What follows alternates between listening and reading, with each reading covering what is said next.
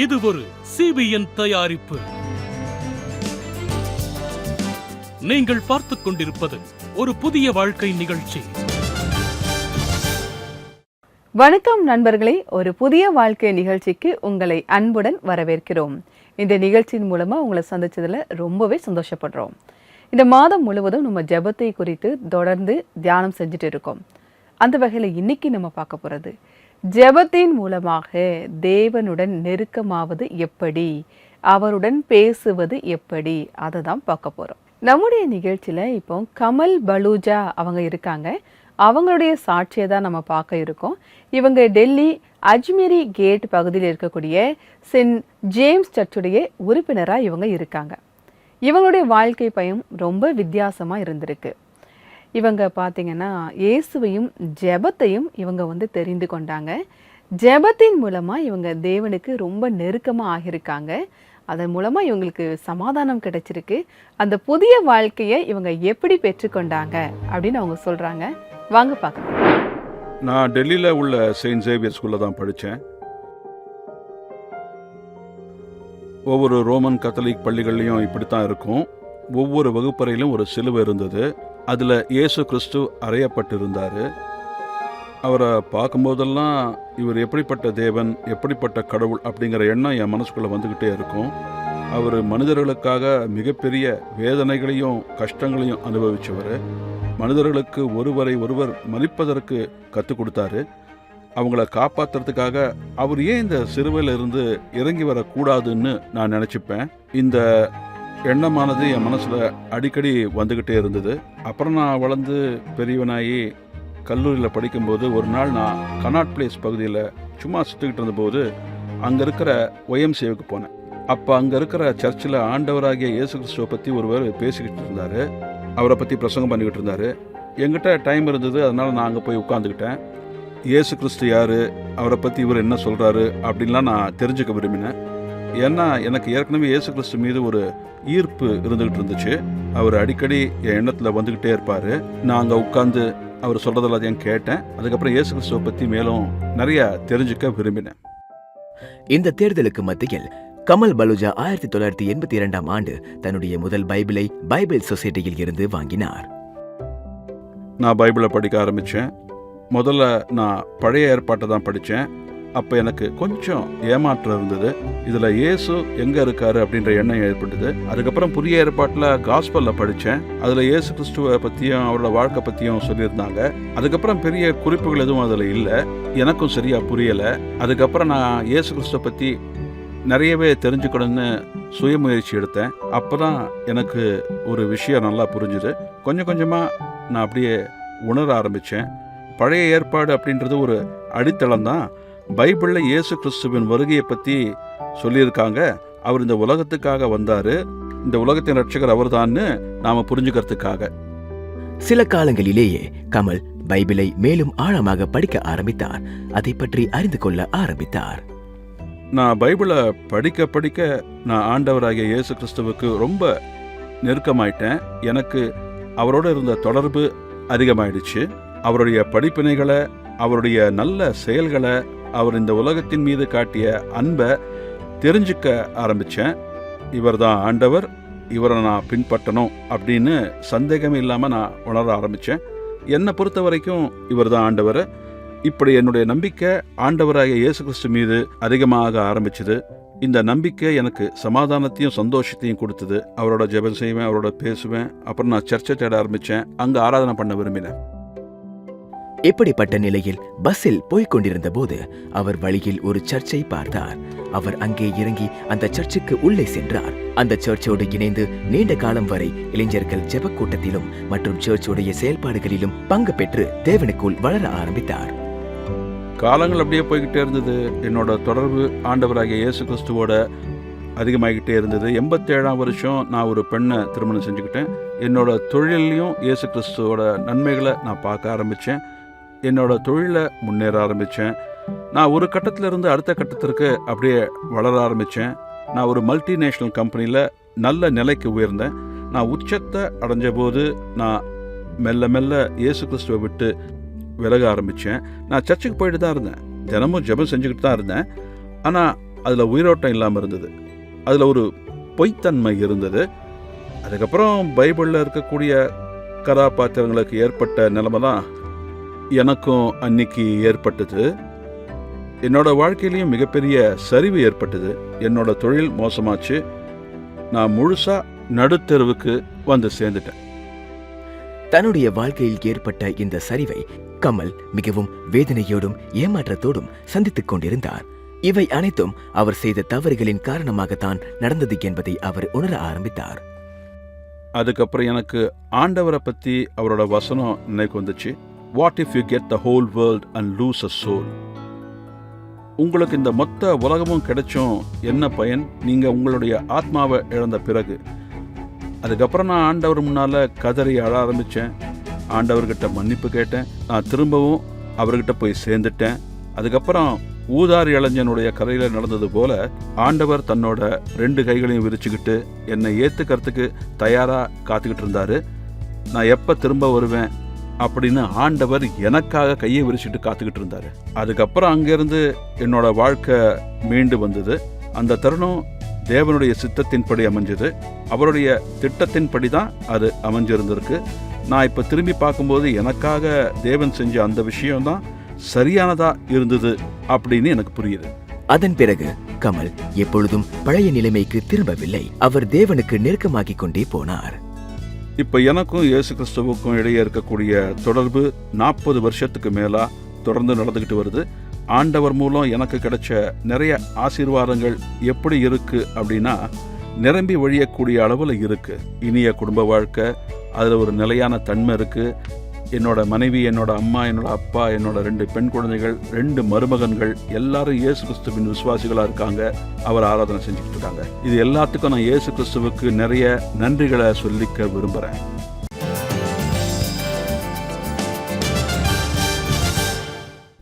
நீங்க சோர்ந்து போயிருக்கீங்களா?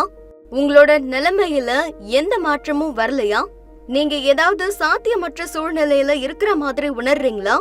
உங்களோட உடல் ஆரோக்கியம் உங்களை வேதனைப்படுத்துதா? இந்த எல்லா விஷயங்களுக்காகவும் நாம எல்லாம் ஒன்று சேர்ந்து ஒன்னா ஜெபம் பண்ணலாம். ஜெபத்துக்கு ஒரு வாய்ப்பு தாங்க. இப்பவே நீங்க ஒரு புதிய வாழ்வு பிரேயர் லைனுக்கு கால் பண்ணுங்க அல்லது வாட்ஸ்அப்ல உங்களோட வேண்டுதல்களை அனுப்புங்க. எங்களோட நம்பர் 9910401010.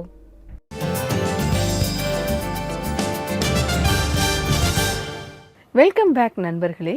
இன்றைக்கு நம்ம நிகழ்ச்சியில் தேவனோடு நெருக்கமாவது எப்படி, அவருடன் பேசுவது எப்படி, ஜெபிப்பது எப்படி அப்படின்னு பார்த்துட்டு இருக்கோம். ஜெபம் நம்முடைய வாழ்க்கையில் ஒரு முக்கியமான அங்கமாக இருக்குது அப்படின்னு பார்த்துட்டு இருக்கோம். மத்தேயு 6:6, நீயோ ஜெபம் பண்ணும்போது உன் அறை வீட்டுக்குள் பிரவேசித்து உன் கதவை பூட்டி அந்தரங்கத்தில் இருக்கிற உன் பிதாவை நோக்கி ஜெபம் பண்ணு. அப்பொழுது அந்தரங்கத்தில் பார்க்கிற உன் பிதா வெளியரங்கமாய் உனக்கு பலன் அளிப்பார். வசனம் பார்த்தீங்களா? இந்த உலகத்திலேயே ஜெபம் செய்வதற்கு சிறந்த இடம் எதுன்னு தெரிஞ்சுக்கிட்டீங்களா? உங்கள் வீட்டின் அறை கதவை மூடிவிட்டு சத்தம் இல்லாமல் அமர்ந்து தேவனை நோக்கி அந்தரங்கத்தில் நாம் ஜெபிக்க வேண்டும். அந்த ஜெபம், அந்த இடம்தான் இந்த உலகத்திலேயே சிறந்த ஜெபம் செய்வதற்கான இடம் அப்படின்னு நமக்கு பைபிள் வசனம் கற்றுக் கொடுக்குது. நீங்களும் அப்படி ஜெபிக்கணும். உங்களுக்கு என்னென்ன பிரச்சனை இருக்கோ எல்லாவற்றையும் ஆண்டவரிடத்தில் அப்படியே கொட்டி தீர்த்தணும். அப்படிமோல்ல, அப்படிதான். உங்கள் அறை வீட்டின் கதவை மூடிவிட்டு அந்தரங்கத்தில் என்னென்ன பிரச்சனையோ ஆண்டவர்கிட்ட அப்படியே சொல்லி கொட்டி தீர்த்துருங்க. அவர் எல்லாவற்றையும் நல்ல வழியில் நம்மை நடத்துவார். நண்பர்களே, உங்களுக்கு ஜெபிக்க தெரியலையா அல்லது ஜெப உதவி தேவைப்படுகிறதா? நீங்கள் எங்களுடைய CBN பிரேயர் லைனுக்கு கால் பண்ணலாம். எங்களுடைய CBN பிரேயர் லைன் நம்பர் 9910401010. உங்கள் காலுக்காக நாங்கள் காத்துக்கிட்டு இருக்கோம். நண்பர்களே, நம்முடைய நிகழ்ச்சியில் இப்போது வருவது ஒரு சிறிய இடைவேளை.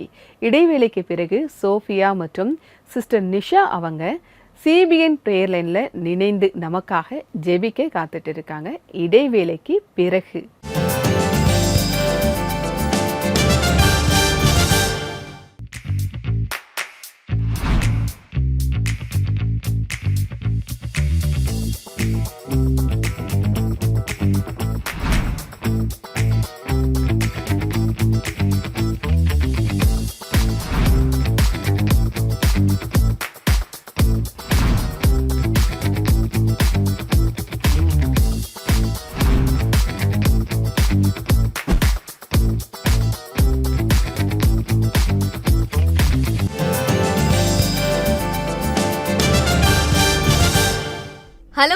எவ்ரிவன், உங்க எல்லாரையும் ஒரு புதிய வாழ்வு பிரேயர் லைனுக்கு வரவேற்கிறேன். நீங்க தேவனை பத்தி அறிந்திருக்கலாம், ஆனா நெருக்கமா அவரை பத்தி அறியாம இருக்கலாம். இதுவரைக்கும் உங்களால உங்க மனசுல இருக்க விஷயங்களை அவர் முன்னாடி வைக்க முடியாம போயிருக்கலாம்.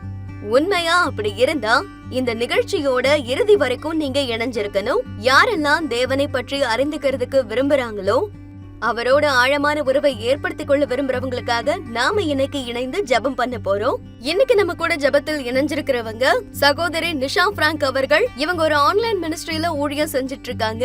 இன்னைக்கு நம்மளோட இருக்காங்க. Welcome sister. Thank you so much Sophia. ஆமாம் நண்பர்களே, நீங்க ஆண்டவரோட இயேசு கிறிஸ்துவோட ஒரு ஆழமான உறவை ஏற்படுத்திக் கொள்ள விரும்பினா, நீங்க தேவனை பற்றி அறிந்து கொள்ள ஆரம்பிச்சீங்கன்னா, உண்மையாவே இந்த உறவுல கிடைக்கக்கூடிய சந்தோஷம்ன்றது, சமாதானம்ன்றது உங்களுக்கு இந்த உலகத்திலேயே உள்ள எந்த விஷயத்திலயுமே கிடைக்காதுன்னு அது சொல்லலாம். உண்மைதான் நிஷா சிஸ்டர், நீங்க ரொம்ப சரியா சொல்லிருக்கீங்க. தேவனோடு ஏற்படக்கூடிய அழகான உறவுங்கிறது இந்த உலகத்துல வேற எந்த விஷயத்தாலையும் நமக்கு கொடுக்க முடியாது.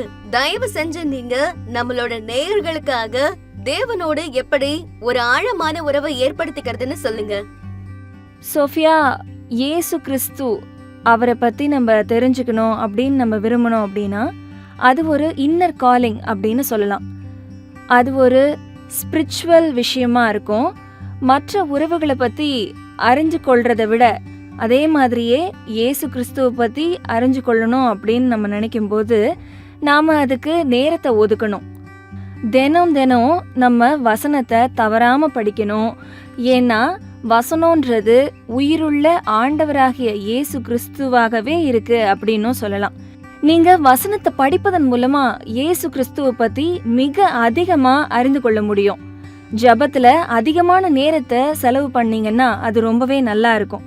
ஏன்னா ஜெபம்ன்றது இயேசு கிறிஸ்துவோட நம்மள ரொம்ப நெருக்கமாக்குது. இயேசு கிறிஸ்துவோட விசுவாசிகளோடு எப்போதும் இணைஞ்சே இருங்க. ரொம்ப சரியா சொன்னீங்க சிஸ்டர். நீங்க எங்க கிட்ட வசனம் படிக்கிறதுல நேரம் செலவு பண்ணணும்னு சொன்னீங்க.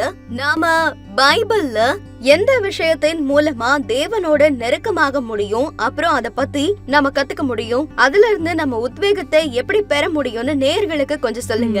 ஆமாம் நண்பர்களே, பைபிள் மூலமா நாம நிறைய விஷயங்களை கத்துக்கிட்டே இருக்கோம். பைபிள்ல நிறைய சம்பவங்கள் இருக்கு.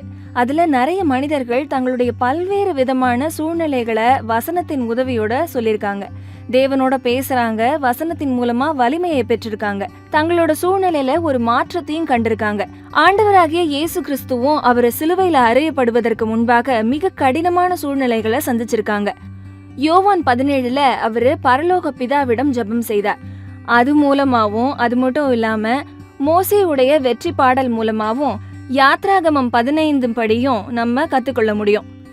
ஜெபம் செய்யறதுக்கான பதில் நமக்கு கிடைக்கிறதுக்கு முன்னாடியும், ஜெபத்திற்கான பதில் நம்மளுக்கு கிடைச்சதுக்கு அப்புறமா கூட ஜெபத்தை நம்ம செஞ்சுக்கிட்டே இருக்கணும். பைபிளோட இந்த வசனத்தை எங்களுக்கு ஞாபகப்படுத்தினதுக்கு ரொம்ப நன்றி சிஸ்டர்.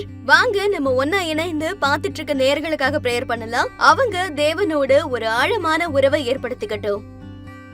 ஆமா நண்பர்களே, நாம இப்போது ஜெபம் செய்யதான் போறோம். நான் உங்களுக்கு சொல்ல விரும்புறது என்னன்னா, ஜெபம் செய்வது ஒன்றும் கடினமான காரியம் இல்ல. அது ஆண்டவராகிய இயேசு கிறிஸ்துவோட பேசுவதற்கான ஒரு உரையாடலா தான் இருக்கும். அது மட்டும் இல்லாம ஜெபத்துல வலிமை இருக்கு. வாங்க நம்ம இப்ப ஜெபம் செய்வோம். ஆண்டவராகிய இயேசு கிறிஸ்துவே, நான் இப்போ எல்லா சகோதரிகளையும் உங்க முன்னால் கொண்டு வரேன்.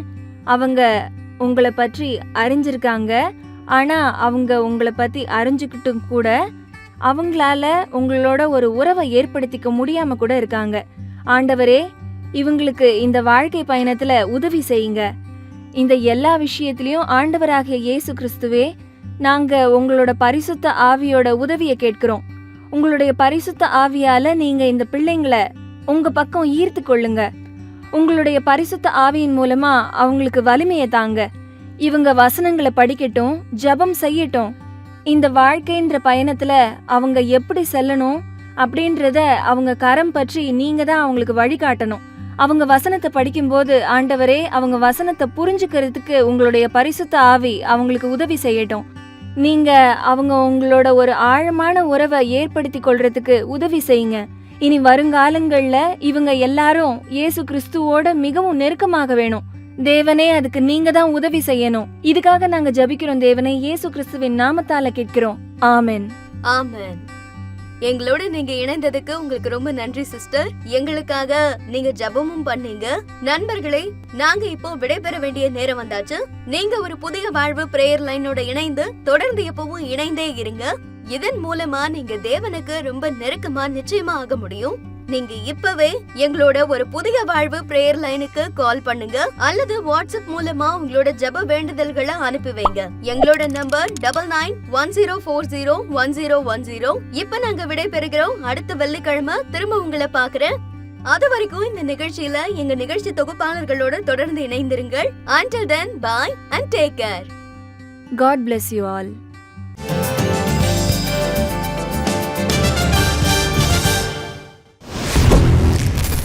முதல்ல ஒரு விஷயம் சொல்லணும்னா, இந்த ஸ்டுடியோ ரொம்ப விசேஷமா இங்க நிறைய இடங்கள் இருக்கு. இங்க லைட்டிங் ரொம்ப அற்புதமா பண்ணிருக்காங்க. அப்புறம் கேமராஸ் ரொம்ப ஹை அண்ட் கேமராஸ் எல்லாம் வச்சிருக்காங்க. இங்க ஒரு சின்ன ஏரியாலேயே மல்டிபிள் செட்ஸ் இருக்கு. ஸோ இங்க ஒரு செட்டை ரெடி பண்றதுக்கு ரொம்ப நேரம் ஆகாது. ஆனா இது எல்லாத்தையும் விட ரொம்ப அற்புதமான விஷயம் என்னன்னா, இங்க இருக்கிற சிபிஎன் டீம் தான் நம்மள ரொம்ப கம்ஃபர்டபுளா வச்சுப்பாங்க. இங்க இருக்கிற டீம் மெம்பர்ஸ் எல்லாருமே ரொம்ப எக்ஸ்பீரியன்ஸ் ஆனவங்க. அதனால இங்க டெல்லி குர்கான்ல இருக்கிற டீமோட ஒர்க் பண்றது எனக்கு ரொம்பவே சந்தோஷமா இருக்கு.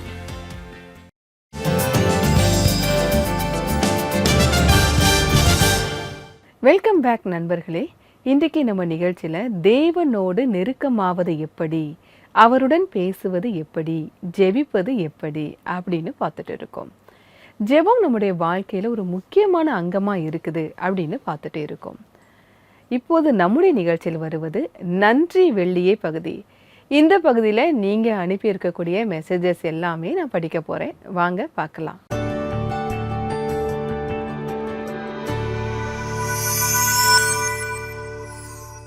வந்திருக்கக்கூடிய முதல் மெசேஜை நான் உங்களுக்காக படிக்கிறேன். நம்முடைய நேயர் சொல்கிறார், நான் என்னுடைய மகளுக்காக ஜெபம் செய்வதற்காக உங்களுக்கு ஒரு ஜெப வேண்டுகோளை அனுப்பி வைத்தேன். என்னுடைய மகளுக்காக ஜெபம் செய்ததற்கு மிக்க நன்றி. ஏனென்றால் என்னுடைய மகள் கல்லூரியில் 2nd கிரேடில் தேர்ச்சி பெற்றுவிட்டார்.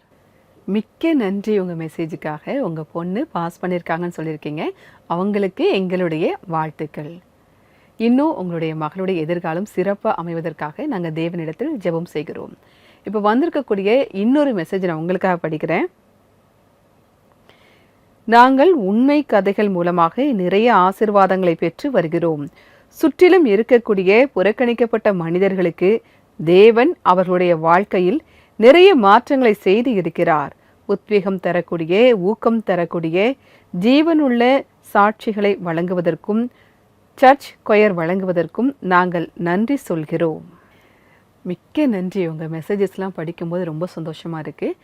உங்களுக்கு இந்த ஒரு புதிய வாழ்க்கை நிகழ்ச்சி உங்களுக்கு எப்படி ஆசீர்வாதமாக இருந்திருக்கிறது அப்படின்னு நினைக்கும் போது ரொம்ப சந்தோஷமாக இருக்குது. ஜீவனுள்ள சாட்சிகள் எப்படி உங்கள் மனதை தொட்டிருக்கிறது அப்படின்னு நீங்கள் அனுப்புகிற இந்த மெசேஜை படிக்கும்போது எங்களால் புரிஞ்சிக்க முடியுது. இந்த நிகழ்ச்சியை இன்னும் நீங்கள் தொடர்ந்து பாருங்கள். நண்பர்களே, இந்த நிகழ்ச்சி உங்களுக்கு பிடித்திருக்கிறது, இந்த நிகழ்ச்சியை நீங்கள் தாங்க வேண்டும் என்று விரும்பினால் மாதம் 50 ரூபாய் நன்கொடையாக தரலாம். இதன் மூலம் இந்த நிகழ்ச்சி இன்னும் அநேக மக்களை போய் சென்றடைய அது உதவியாக இருக்கும். நீங்கள் ஸ்க்ரீனில் தெரியக்கூடிய QR கோடை ஸ்கேன் பண்ணி அனுப்பலாம். இல்லைனா ஆன்லைன் டிரான்ஸ்ஃபரும் பண்ணலாம். அதுக்கு எங்களுடைய வெப்சைட்டை விசிட் பண்ணுங்கள். எங்களுடைய வெப்சைட் www.cbnindia.org. இன்றைக்கான பைபிள் வசனம் என்ன அப்படின்னு பார்க்கலாம். எரேமியா 33:3. என்னை நோக்கி கூப்பிடு, அப்பொழுது நான் உனக்கு உத்தரவு கொடுத்து நீ அறியாததும் உனக்கு எட்டாததுமான பெரிய காரியங்களை உனக்கு அறிவிப்பேன். ரொம்ப வலிமையான வசனமாக இது இருக்கு. என்னை நோக்கி கூப்பிடு அப்படின்னு தேவன் உங்களை அழைக்கிறார். என்னை நோக்கி கூப்பிடு. நம்ம ஜெபிக்கிறதுக்காக அவர் காத்துக்கிட்டு இருக்காரு. நீங்கள் ஜெபத்தில் என்ன கேட்க போறீங்க? உங்களுடைய ஜெபத்திற்காக அவர் காத்து கொண்டு இருக்கிறார். அப்படி நீங்கள் கேட்கும்போது உங்கள் கற்பனைக்கு எட்டாத பெரிய காரியங்களை செய்ய அவர் சித்தமாக இருக்கிறார். இதுதான் இந்த வசனம் ரொம்ப அருமையாக சொல்லுது. நம்முடைய நிகழ்ச்சியில் இப்போது ஜெபம் சம்பந்தமான ஒரு ஆராதனை பாடலை பார்க்கலாம்.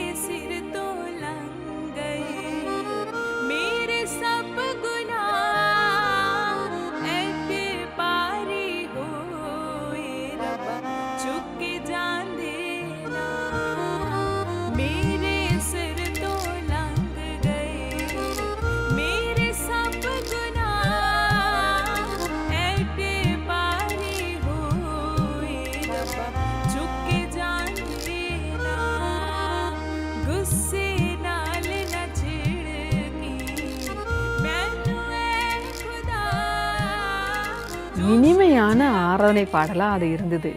நிச்சயமாக இது உங்களுக்கு ஒரு உத்வேகத்தை கொடுத்துருக்கோம் அப்படின்னு நாங்கள் நம்புகிறோம். நண்பர்களே, நிகழ்ச்சியோட நிறைவு பகுதிக்கு வந்துட்டோம். இன்றைக்கான நிகழ்ச்சி உங்களுக்கு ஆசீர்வாதமாக இருந்திருக்கும் அப்படின்னு நாங்கள் கர்த்தருக்குள்ள விசுவாசிக்கிறோம். இன்னும் நீங்கள் தொடர்ந்து தேவனுக்குள் இணைந்திருக்க, தொடர்ந்து ஜெபம் செய்ய வேண்டும் அப்படின்னு நாங்கள் கேட்டுக்கிறோம். இதோட நான் வேறொரு எபிசோடில் உங்களை சந்திக்கிறேன். அதுவரை கர்த்தருடைய கிருபை உங்கள் அனைவரோடும் கூட இருப்பதாக. God bless you.